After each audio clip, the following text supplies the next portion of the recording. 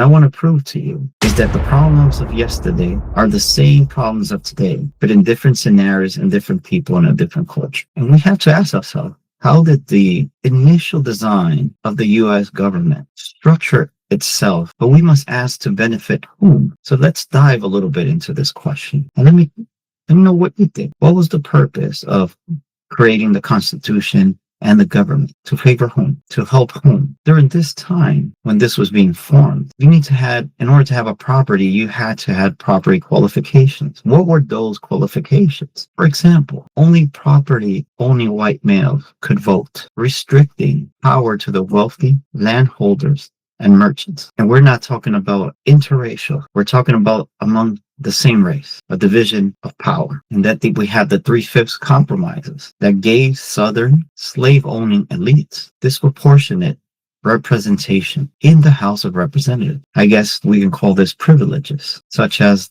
the lobbyists that can easily provide donation for political campaigns. And obviously everything has its evolution. And we have to think about the evolution of governance, capitalism and corporatism, because the pursuit of private profit has increasingly led to corporatism, where wealthy industries, good example, finance, big pharma, oil, gas, etc., gain direct political influence through lobbying and campaign finance, as we spoke before. This creates a modern elite governing structure. So we must ask ourselves, who are our government serving? Its people or the corporations that aids them in their campaign? Another double standard, correct? And if we think about the disconnections that were happening during these times of slave owners, there was a cause of ignorance during this era. The structural failure to resolve slavery led to perhaps one of the worst wars we had. It led directly to the Civil War. And to understand what American identity is, we must also have a civic education and understand what was our responsibility for this never to happen again. Another good point about to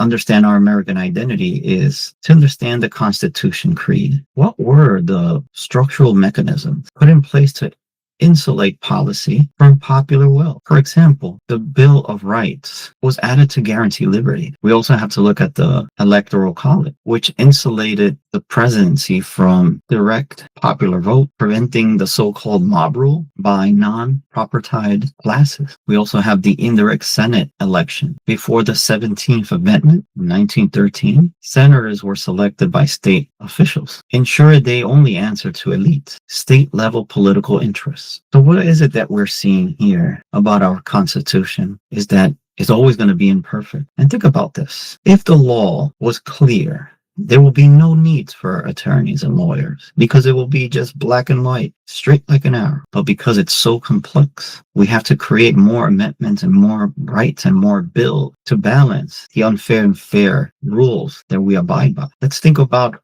how does it feel to not feel protected by your government, or to be protected by your government? It gives you the safety network if you are protected, but it also gives you the doubts and the unsafety, and it starts creating a lot of questions in our heads with regards to are we being represented the way we want? Is the country doing the right thing for its people? And the other question is, what are we doing to ensure that this is happening? Sense of responsibility, I would say, we all should have if we want to live up to the American identity and evolve it so we don't have these internal and external conflicts that we face with today. So we have this fear of authority, which lead us to an erosion of institutional trust, especially when freedoms are used without any sort of accountability. I must say that we used to manifest more often in the past when we were hindered by political structures and rules and regulations and policies and procedures that hindered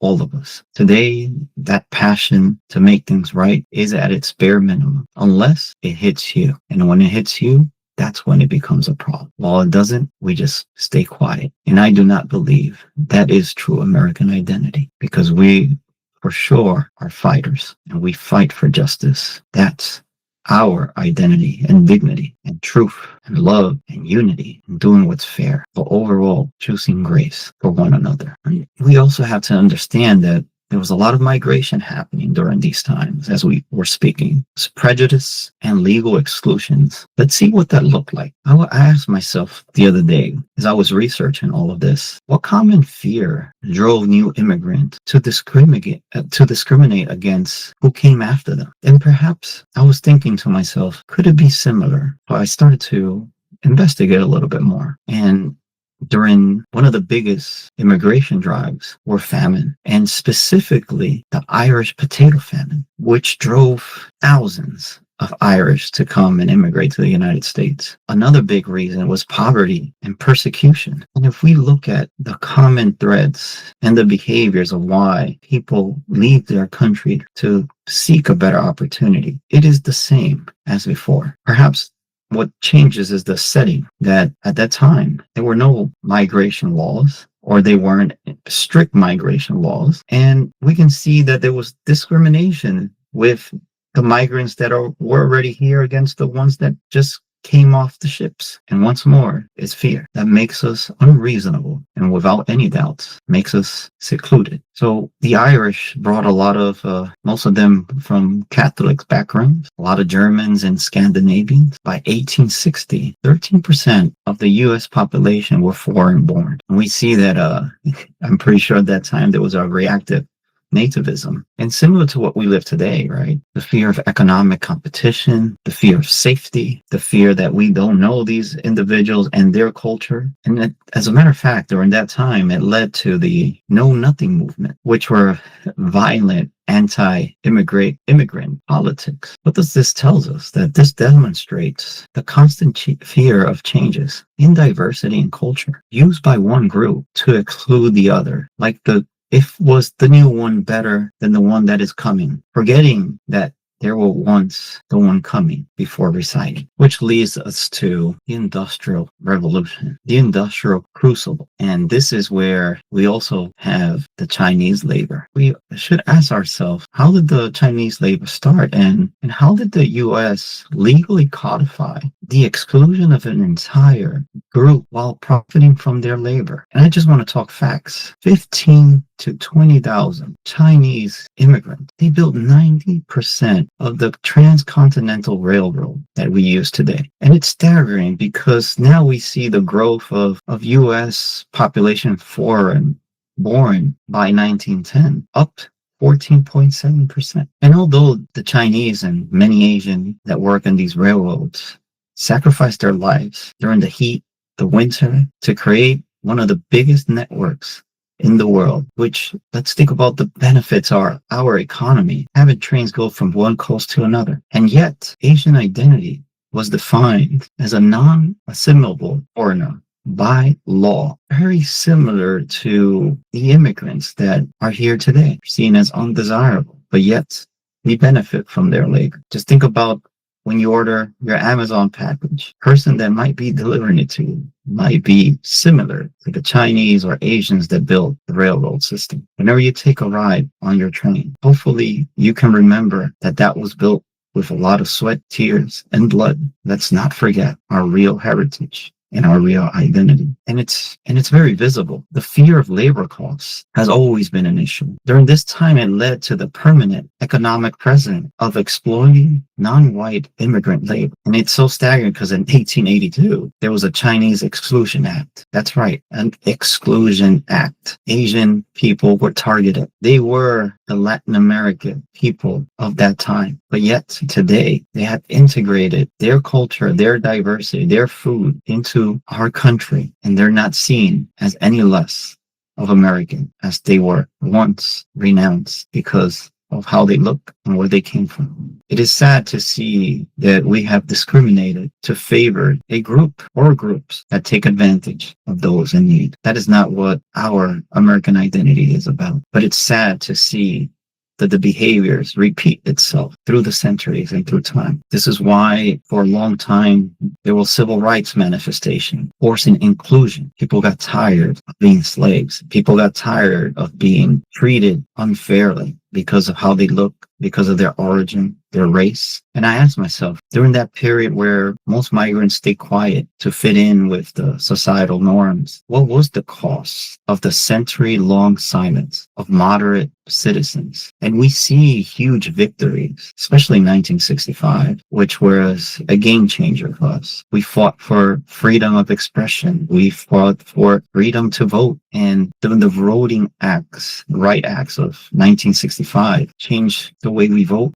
Black voters were finally able to be part of electing rightfully their American president. And what did this do? It definitely made the proper changes to establish our colorblind constitutional identity, where it's not about how we look or where we come from. It's about our competency, our dignity, and the way we act with one another, and how we serve well, or I would say how we serve the country well. But there was always been that fear of retaliation that kept moderates silent, afraid, leading to the perpetuation of segregation for another century. That's 100 years of segregation. It must have been very difficult to live during those times, and to live in a nation where you were born and yet you are seen as below an immigrant itself. This is why if we see any sort of discrimination today, we must act. So these behaviors that are historical and it keeps coming back in another form are stopped. We need to do better, because if you know better, you will do better. And I know that we as Americans, we're better than